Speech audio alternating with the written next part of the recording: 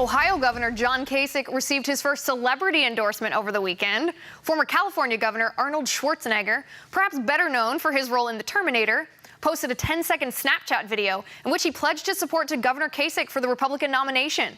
The two of them are now campaigning together in Ohio. Take a look at the official endorsement. I want John Kasich to be the next nominee of the Republicans and also to be the next president of the United States. Here he is. Thank you, Arnold. Love you, man.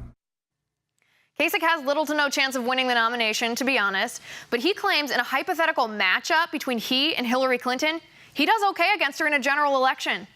Kasich placed second in New Hampshire a few weeks ago. He hasn't won a primary or a caucus since then, and now he's placing his bets on a win in his home state of Ohio. Joining me now is former Senator of New Hampshire, John Sununu. Senator, thanks for being here. Great to be with you. Senator, do you think Arnold Schwarzenegger's endorsement is going to do anything to help Kasich? It's nice to have. I think it draws a little bit of attention to the campaign, and certainly in a critical state like Ohio, any focus, attention on John Kasich's record, his success in Ohio, balancing budgets and cutting taxes, it's going to make a difference. We won delegates last week in Kentucky, in Kansas, and in Maine. Before that, great showings in Massachusetts and Vermont. So it just keeps getting better in terms of the turf. Tonight is Michigan. John Kasich's going to run very strong in Michigan. He's going to win delegates. As you pointed out, he'll win Ohio next week. And the fact of the matter is, the way this race is unfolded, it's not that likely that anyone will get to the convention with a majority. And that means Republicans need to think about who can really beat Hillary Clinton, who is the best candidate to run against Hillary Clinton. And the answer there is easy. It's John Kasich.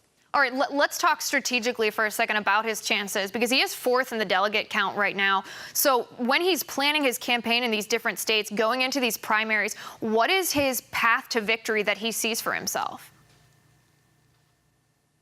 Well, as I just said, it doesn't look like anyone's going to get a majority of the delegates. So every vote, every delegate becomes important.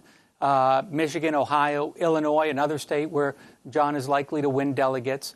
And at the end of the day, we're going to have a convention where the debate and discussion is who is the candidate with the experience, the credentials, the success solving problems, cutting taxes, balancing budgets, and the best candidate to lead the Republican Party. Let's talk about experience. John Kasich cut taxes by $5 billion in Ohio.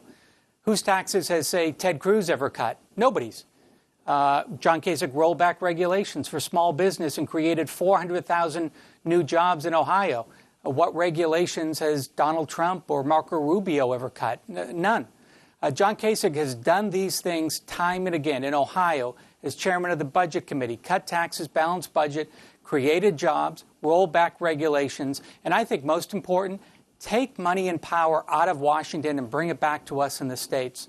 So that's a record that nobody else has. And head-to-head against Hillary Clinton, he's going to win Ohio. He's going to win New Hampshire. These are critical states if Republicans want to win the presidency.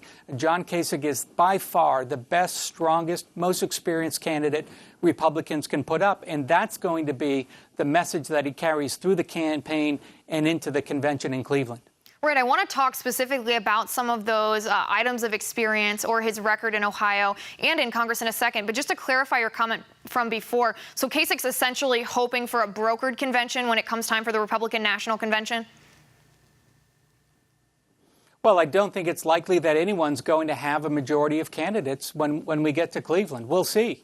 But it's not likely, given the very unusual way that this campaign has unfolded. All right, Senator, let me ask you a question. In the debate 2 debates ago, Governor Kasich was asked about religious liberty and about gay marriage and those who oppose gay marriage and if they have any rights to, for example, refuse service should a gay couple want them as a vendor to participate in their gay wedding. And Governor Kasich didn't respond in a way that many advocates for religious liberties appreciated. He basically said that the courts decided it, he's over it, and that if vendors refuse to serve gay people, where's that end game?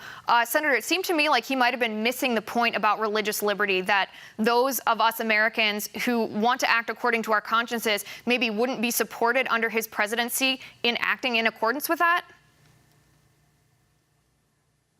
Well, I think he also mentioned, though, that there may be a need for legislation to clarify that. We've had legislative initiatives in Indiana and Arkansas.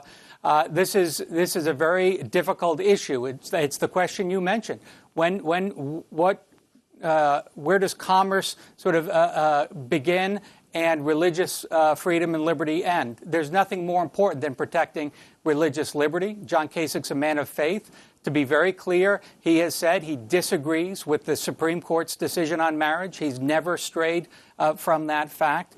And then finally, there is a big question, whether it's the case that you mentioned, whether it's a kosher store, whether it's a church that provides health care services, not having to be forced by the government to provide contraceptives.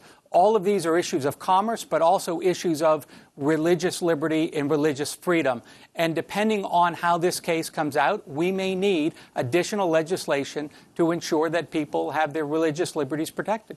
Okay, and you mentioned before, too, Governor Kasich's experience in Congress, that he served 18 years on the Armed Forces Committee. What did he do there? He speaks about that a lot. He brings it up almost every debate in the campaign trail. What did he do while serving on that committee that was worth noting that we should know about? Sure.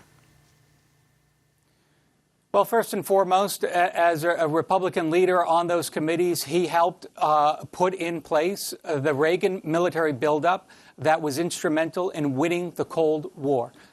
He ran on the Reagan platform in 1982 and followed through supporting legislation to enforce that buildup, to stare down the Russians and to win the Cold War. Second, he was a reformer.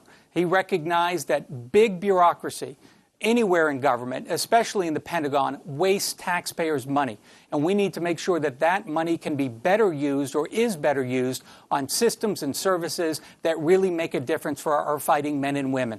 So he went after waste and abuse, the $10,000 hammers and wrenches and screwdrivers, and was part of the team that identified that abuse and turned the tables and got rid of it in the Pentagon and stopped wasting that money, put it back into the programs and services that support our fighting men and women. And second, he got rid of the expansion of the B-1 bomber, which in the late 1990s was a Cold War relic. We had already won the Cold War. They were costing $1 billion apiece, and that money was better reprogrammed for long-range systems, accurate missile delivery systems to deliver the same kind of payload, more cheaper, safer in terms of putting people into harm's way, and more effectively. So those are the kinds of bold reforms that save taxpayers' money, reinforced productivity and better use of funds within the armed services, and strengthened our military that John Kasich has been a part of throughout his entire career. And we certainly need someone who's not afraid to go into Washington and cut abuse where it's happening, cut waste, and be smart with our money, because that's who it is. Senator, I appreciate you coming on the program. It was great to talk to you. Great to be with you. Thanks very much.